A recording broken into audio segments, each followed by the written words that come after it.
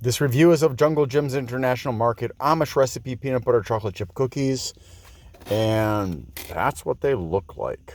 Looks like cheap chocolate chips. So we'll see. And lots of ingredients. Yeah, this is vegetarian, definitely not vegan. It's got vitamin and mineral enrichment. All kinds of stuff in here. Wow. Well, at least I don't see palm oil. Reese's chocolate chips. What? Oh boy. Lots of dairy. Not to mention the eggs. I don't know why they have to do that. Lots of different sources of sugars too. All right, well, before I die looking at this, let's give it a try. I'm curious.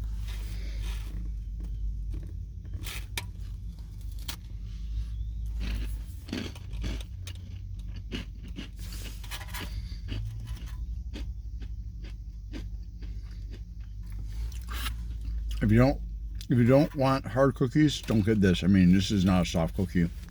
It's crunchy.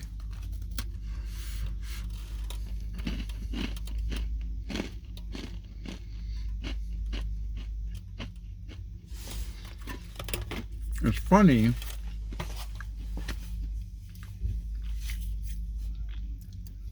It's not particularly peanut buttery, even though the chips are peanut butter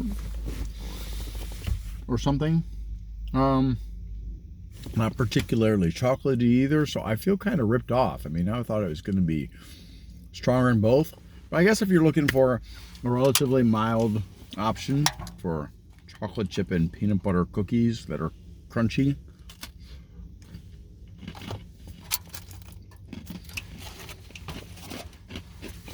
this is definitely an overpriced option. $7 for 3 cookies. So,